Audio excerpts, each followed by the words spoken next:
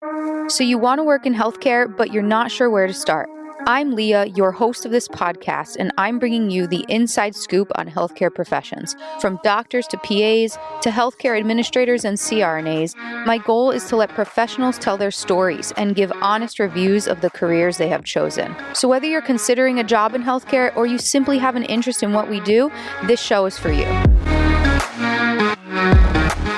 Hey, it's Leigha. Welcome back to the So You Want to Work in Healthcare podcast. This is a little bonus episode for you guys. Full disclosure, it is the audio from a YouTube video that I made a little while ago, but I think it's super important and helpful. I think you'll really enjoy it. It's a really quick listen. Comment if you have any questions. Can't wait to see you in 2 weeks for the next interview style episode. Also, shout out to Rosa5690 for leaving me such a sweet review on podcasts. Shout out to KT8734, also left me a nice review, and KSG925.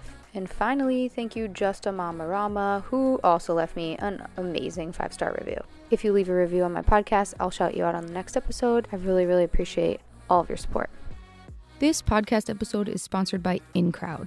InCrowd is a healthcare market research organization focused on collecting feedback from diverse medical professionals on a wide range of healthcare topics through brief microsurveys. They partner with leading names in the life sciences industry and pair them with healthcare professionals who are instrumental in providing expert feedback to research. On average, most microsurveys take less than 10 minutes to complete. All of their microsurveys and qualitative interviews are paid, and you can even receive partial compensation if you screen out. Take part in as many or as few surveys as you'd like when your schedule allows. Participate with your mobile phone, computer, or tablet when it is convenient for you. Research is anonymous and all information is protected by their data privacy compliance. I just took a survey yesterday. It took me about 5 minutes and I made $40. That's better pay than my job as a PA. Join InCrowd today by clicking on the link I'll share in this episode's show notes and earn money sharing your medical expertise. InCrowd is a brand within the Apollo Intelligence family of companies. This is the interview that got me into PA school and eventually got me to where I am today, but it was not a smooth interview, so stick around.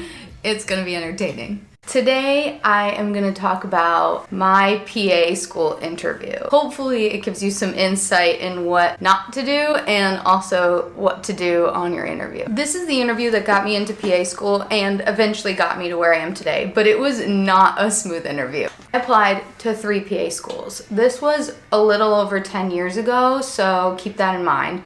But I knew I only wanted to stay in New York City, so there were only 3 schools I was interested in. That was it. If I didn't get in, I figured I'd take a year off. I did end up getting an interview at my top choice school, which was Pace University. I was so excited, but I remember not having much time to prepare because I was still in my senior year of college.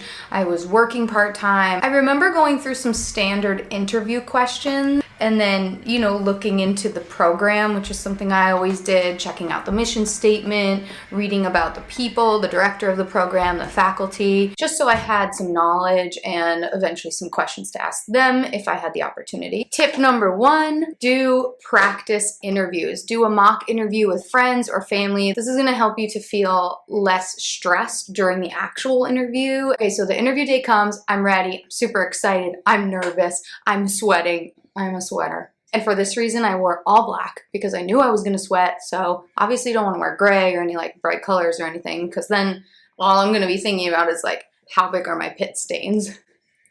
Tip number 2, if you sweat, wear black or white or something that doesn't show the sweat stains. All right, so the interview was set in 2 parts. The first part was a sit-down written portion. It was just 1 question and it was basically a medical ethics question. It was such an easy question to answer that I was the first one done for the first time in my life. I'm the person who the teacher has to force to hand in their test at the end of the class. That's me. I take forever. I take the whole time, every minute you give me. So this was a little odd for me, but I felt so confident in my answer that I just whizzed right through it, handed it in, and I was the first one in the room to then speak with the actual interviewers. I met with, at the time, the director of the program and an adjunct professor. They asked me some standard interview questions, but then This is where things got a little funny. They started grilling me a little bit. The first question that threw me off a little was, why should we let you in if you haven't completed your prereqs yet? How do we know you're gonna pass these classes? For me, that was an easy answer. I had a very good GPA. I think it was like 3.7 at the time. I said, you know, I'm not going to fail these classes, and not only will I pass them, I don't think I'll get anything less than an A or maybe a B+, right? So I kind of shut that question down. Now here's the part where I really messed up. The head of the program asked me a question about the history of physician assistants, and I didn't know the answer. I had no idea. Nothing came to mind. It was just blank spaces in my brain. So I decided to tell her that I didn't know. I know that can be scary, especially in an interview. You want to know everything, right? You want to be the best. You want to get into the program. But it is very commendable sometimes to say that you don't know when you actually don't know. Trust me, they know when you're BSing. Just tell them you don't know and you're sorry. That's exactly what I did. I said, you know, you're right. I should know this. It's not something that I focused on before the interview, and I'm very sorry for that. I don't know the answer to your question. She basically was like, well, you really should know this, but that right there could have shattered my confidence, but it didn't, because I was so sure that this is where I wanted to be and PA school was what I wanted to do. So I was not going to let this one little question ruin my whole interview. Tip number 3, stay confident. Prepare to stay confident. Do affirmations before your interview, power poses, talk to a friend to hype you up. Whatever you have to do to stay confident and know that you're the best one for that program in that day in that interview, just do it. Stay confident. Don't let anything destroy that for you. So I'm trying to keep my confidence, but now I'm sweating. I'm hot. I feel like I'm going to pass out. And here comes the next question.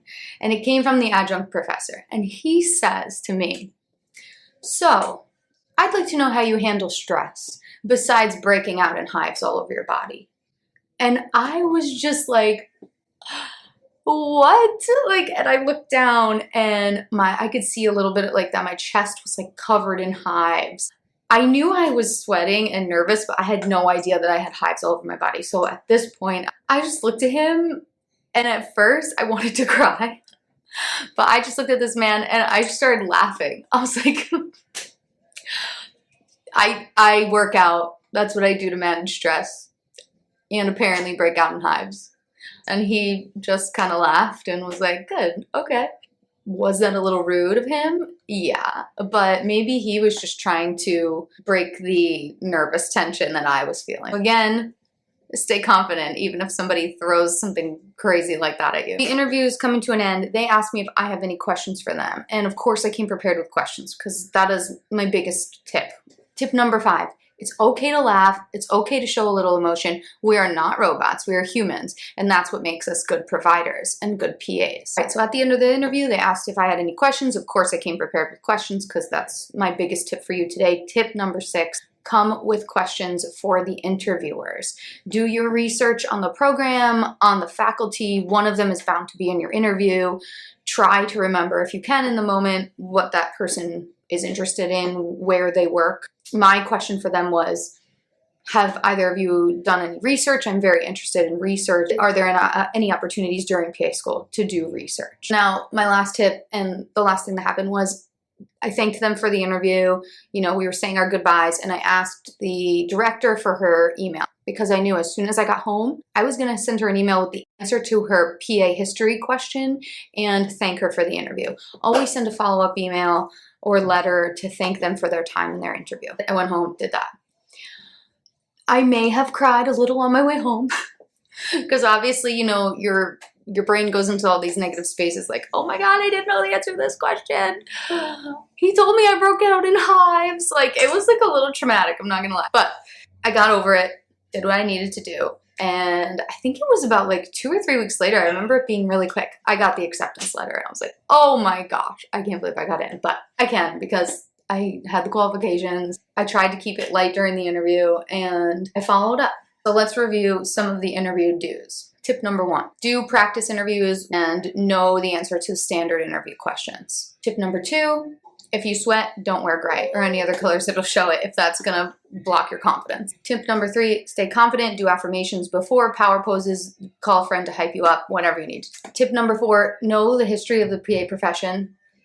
Just read about it, know where it started, why it started, who started it. Number 5, it's okay to laugh, it's okay to show a little bit of emotion. Number 6, always come prepared with questions for your interviewers. And tip number 7, always send a thank you or follow-up email. And now the don'ts. Don't show up unprepared. Don't wear anything you don't feel comfortable in. I wore all black because I knew that's what I would feel the most comfortable in. But if you're a person who loves to wear color, like, honestly, I say go for it. If you have a specific style, I think you should bring that. Number 3, don't let them throw you off with challenging questions.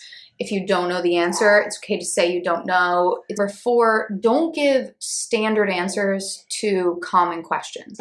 Have your unique answer for why you want to be a PA, your unique answer for why you want to go into medicine. 5, don't act like a robot. Be approachable. Pretend they're your friends. And finally, don't forget to follow up. To all my pre-PAs out there, good luck on your interviews. A lot of you probably already went through this process this year, but many of you, I'm sure, are preparing for next year. If you have any questions, please leave them in the comments so I will get back to you. And finally, I want to hear about your funniest, scariest, weirdest interview moments if you have already interviewed for a PA school. Don't forget to hit that subscribe button, friends, and I will see you soon. This is the So You Want to Work in Healthcare podcast with new episodes every month. Don't forget to subscribe to stay up to date on the latest releases.